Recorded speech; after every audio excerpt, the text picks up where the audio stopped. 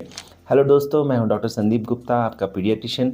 आज मैं बात करने वाला हूं कि जन्म से लेके 3 महीने की उम्र तक छोटे बच्चों में कौन सी ऐसी 10 बातें हैं जिनका ध्यान हर माता पिता को रखना बहुत बहुत ज़रूरी है। तो आज हम बात करेंगे छोटे बच्चों के बारे में। तो सबसे पहली चीज़ तो जो छोटे बच्चों में इम्पॉर्टेंट होती है, जो स्पेशली 3 महीने से कम उम्र के बच्चे होते हैं, गोद में रखते हैं या फिर बेड पे रखते हैं या फिर उनको दूध पिला रहे होते हैं, तो बच्चों की जो हेड को अपने हाथ से सपोर्ट करें। क्योंकि जो 4 महीने से कम उम्र के बच्चे होते हैं उनका हेड जो है उनके बॉडी की साइज़ की तुलना में काफ़ी बड़ा होता है और उनकी जो नेक मसल्स है वो इतनी स्ट्रांग नहीं होती कि अपने हेड के वजन को सपोर्ट कर पाए।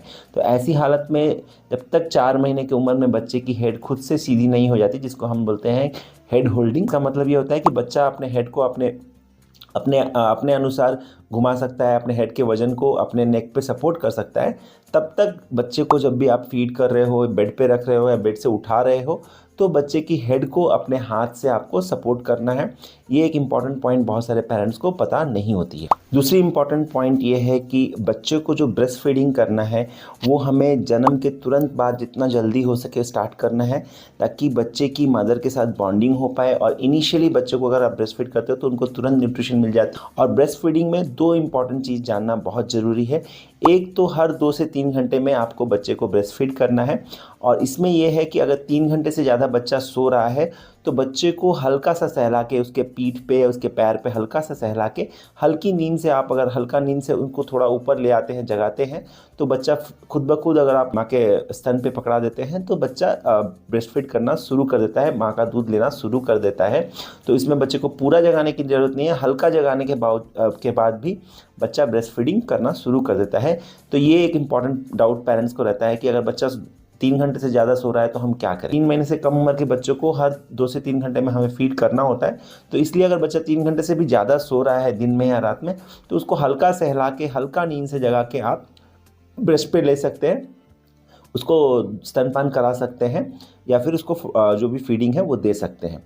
दूसरी इम्पॉर्टेंट चीज़ ये होती है कि जो बर्थ के पहले 3 से 5 दिन में जो गाढ़ा मिल्क निकलता है, जिसको हम मेडिकल साइंस में कोलोस्ट्रम बोलते हैं, उसकी क्वांटिटी भले ही कम होती है बट वो देना ही है। जो माँ का पहला दूध होता है 3 से 5 दिन में, वो काफ़ी गाढ़ा येलो कलर का कोलोस्ट्रम होता है। वो उसमें बहुत ज़्यादा इम्यूनिटी होती है और कैलोरी की मात्रा बहुत ज़्यादा होती है। तो उस मिल्क से बच्चे को वंचित नहीं करना है, वो मिल्क बच्चे को पिलाना है ताकि बच्चे की इम्यूनिटी इंप्रूव हो सके, क्योंकि उससे डायरेक्ट इम्यूनिटी बच्चों की बढ़ती है। मदर के मिल्क में जो इम्यूनिटी होती है वो कोलोस्ट्रम के माध्यम से बच्चे को मिल जाती है। तो इसलिए जो पहले 3 से 5 दिन जो गाढ़ा मिल्क आता है, जिसको हम कोलोस्ट्रम कहते हैं, वो बच्चों को हमें देना है। साथ ही साथ बच्चों को नाइट में 0 से 3 महीने के बच्चे को नाइट में भी 2 से 3 बार फीडिंग कराना जरूरी है। थर्ड इंपॉर्टेंट पॉइंट है कि जब भी बच्चा फीड कर रहा है तो फीडिंग के बाद आपको बच्चे को 10 से 15 मिनट तक बर्पिंग करनी है। बर्पिंग के 3 पोजीशंस होते हैं जो आपको स्क्रीन पे दिख जाएंगे। बर्पिंग करते हुए आप ध्यान रखें कि बच्चे को फ्लैट हैंड से स्ट्रोक ना करें और जोर से स्ट्रोक ना करें। कप्ड हैंड से जेंटली धीरे धीरे टैप करें, ताकि बच्चे की जो हवा है, बच्चे ने दूध पीते वक्त जो हवा स्वालो कर ली है, जो हवा निगल ली है, वो आसानी से बाहर निकल जाए। नहीं तो अगर आप बच्चे को ठीक तरीके से बर्प नहीं करते हो तो बच्चा दूध की उल्टी कर देता है और दूध को बाहर निकाल देता है। तो बर्प करना बहुत ज़रूरी है। और कई बार पेरेंट्स ये कंप्लेन करते हैं कि हम बर्प तो करते हैं बट हमें फील नहीं होता है। तो देखिए, हर बार आपको बर्प, बच्चे की जो हवा निकल रही है वो फील नहीं होगी, बट इसके मतलब ये नहीं कि बच्चे ने बर्प नहीं किया है। आप 10 से 15 मिनट तक जेंटली टैप करके, जो मैंने पोजीशंस दिखाए, इन तीनों पोजीशंस में से जो भी बच्चे को आपको कंफर्टेबल लगे उस पोजीशन पे आप बच्चे को बर्प जरूर करें। चौथी इंपॉर्टेंट चीज़ की अम्बिलिकल कॉर्ड, जो नाभि की नाल है, उसका ध्यान कैसे रखिए। देखिए, उसमें एक सिंपल चीज़ याद रखिए कि नाभि की नाल को हमें गीला नहीं करना है, उसको ड्राई छोड़ देना है और उसके ऊपर कुछ नहीं लगाना है। कई जगह पे लोग उस पर घी, तेल, गोबर, काजल, पता नहीं क्या क्या लगाते रहते हैं। कुछ भी नहीं लगाना है। अगर उस पर आप कुछ लगाओगे तो वहाँ इन्फेक्शन हो जाएगा। अगर आप उसको सिर्फ ड्राई छोड़ देते हो तो कुछ दिनों में, 7 से 10 दिनों में वो सूख के खुद ब खुद ही गिर जाता है और उसके बाद आप उसको क्लीन कर सकते हो साफ़ पानी से।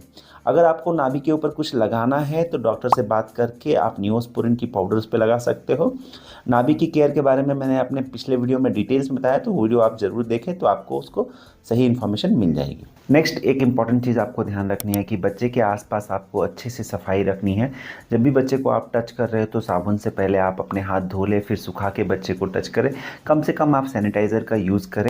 इसके अलावा एक और इम्पॉर्टेंट पॉइंट आप ध्यान रखें कि जितना हो सके कम से कम लोग बच्चे को हैंडल करें, कम से कम लोग बच्चे को छुए तो बेहतर होता है, क्योंकि जो जन्म से 3 महीने तक उम्र के बच्चे होते हैं वो बहुत डेलिकेट होते हैं, नाजुक होते हैं और उनकी इम्यूनिटी इतनी स्ट्रांग नहीं होती। तो जितने लोग उसको छुएंगे, जितने लोगों के पास बच्चा जाएगा, उनसे उनको इन्फेक्शन लगने के चांस रहते हैं।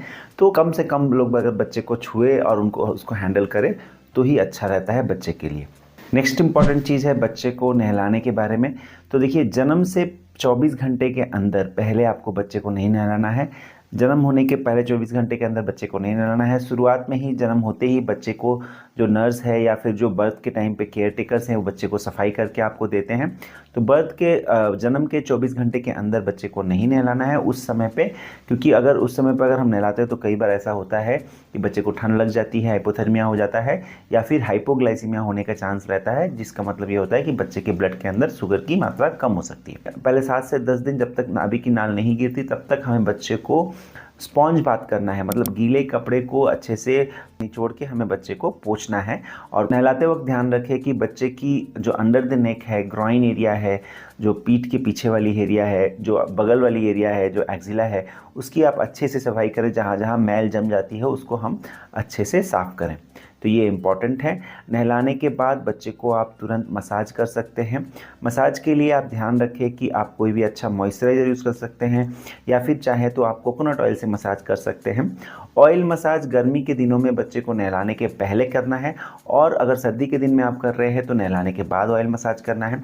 ऑयल मसाज जनरली आप 10 से 15 मिनट तक कर सकते हैं। मसाज करते हुए आप बच्चे से बात कर सकते हैं, उसको लोरी सुना सकते हैं। इस तरह से बच्चे की जो ब्रेन डेवलपमेंट वो भी बहुत अच्छी होती है, पेरेंट्स के साथ बॉन्डिंग होती है। मसाज करते वक्त ध्यान रखें कि मसाज जहाँ तक हो सके घर के लोग करें।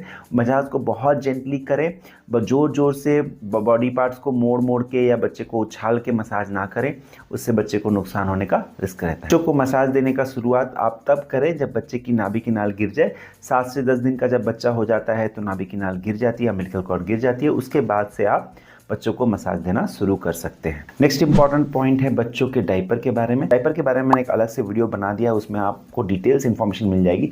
बट इन शॉर्ट मैं आपको ये बताना चाहता हूँ कि दिन के वक्त आप जहाँ तक हो सके कॉटन डायपर का यूज़ करें, क्योंकि कॉटन डायपर यूज़ करने से बच्चों को रैशेस के चांस कम रहते हैं। कॉटन डायपर में एक घर की लंगोट आती है जो आप यूज़ कर सकते हैं, बहुत इकोनॉमिकल होता है। या फिर आप चाहें तो कॉटन मटेरियल का एब्जॉर्बेबल डायपर भी आते हैं आजकल, इसका लिंक मैंने डिस्क्रिप्शन में डाल दिया, उसको भी आप यूज़ कर सकते हैं।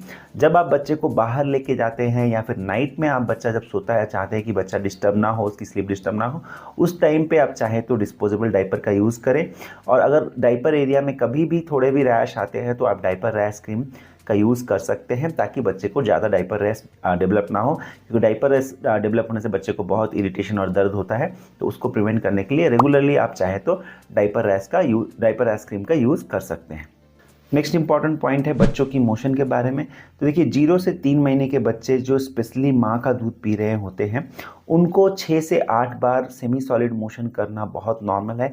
कई बार पेरेंट्स इस बात से परेशान हो जाते हैं कि मेरा बच्चा 6 से 8 बार स्टूल कर रहा है, तो क्या ये एबनॉर्मल है, बच्चे को डायरिया हो गई है? नहीं, देखिए, छोटे बच्चे क्या होता है, उनका इंटेस्टाइन छोटा होता है, तो वो बार बार दूध पीते हैं, तो इंटेस्टाइन में एक गैस्ट्रोकोलिक रिफ्लेक्स होती है जी। दूध पीते ही बच्चे के स्टमक में जब दूध जाता है तो जो पहले से डाइजेस्टेड मिल्क है वो जो पॉटी के रूप में पड़ा हुआ है के पॉटी एरिया में, वो तुरंत निकल के बाहर आ जाता है।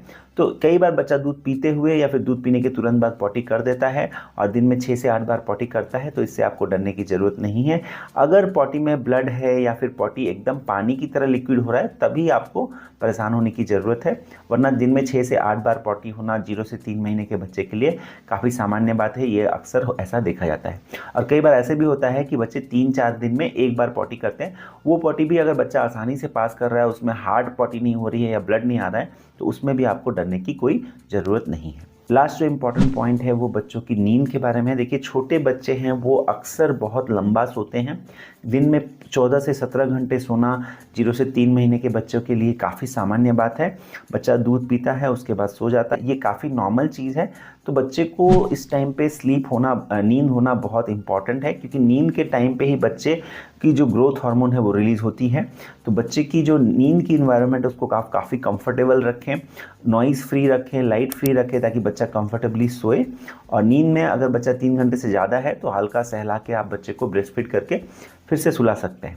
तो मैं आशा करता हूँ ये 10 पॉइंट्स आपको बहुत मदद करेंगे आपके छोटे बच्चे की केयर में। एक और इम्पॉर्टेंट पॉइंट, मैं बोनस पॉइंट आपको बता देता हूँ कि बच्चों को टमी टाइम देना भी बहुत ज़रूरी है। 1 महीने के अराउंड जब बच्चा हो जाता है तो हम टमी टाइम स्टार्ट करते हैं। टमी टाइम के बारे में मैंने एक डिटेल्स वीडियो बना दिया है, इस वीडियो में और नहीं डिस्कस करूँगा, नहीं तो वीडियो बहुत लंबा हो जाएगा। तो टमी टाइम के बारे में मैंने एक डिटेल्स वीडियो बना दिया है, उसका लिंक आपको डिस्क्रिप्शन में मिल जाएगा, वो वीडियो आप ज़रूर देखें। टमी टाइम देने से बच्चों की नेक स्ट्रांग होती है, उनकी डेवलपमेंट में काफ़ी मदद होती है। तो उस वीडियो को आप ज़रूर देखें और बच्चे को सही तरीके से टमी टाइम दें। मैं आशा करता हूँ कि ये वीडियो आपको ज़रूर पसंद आया होगा।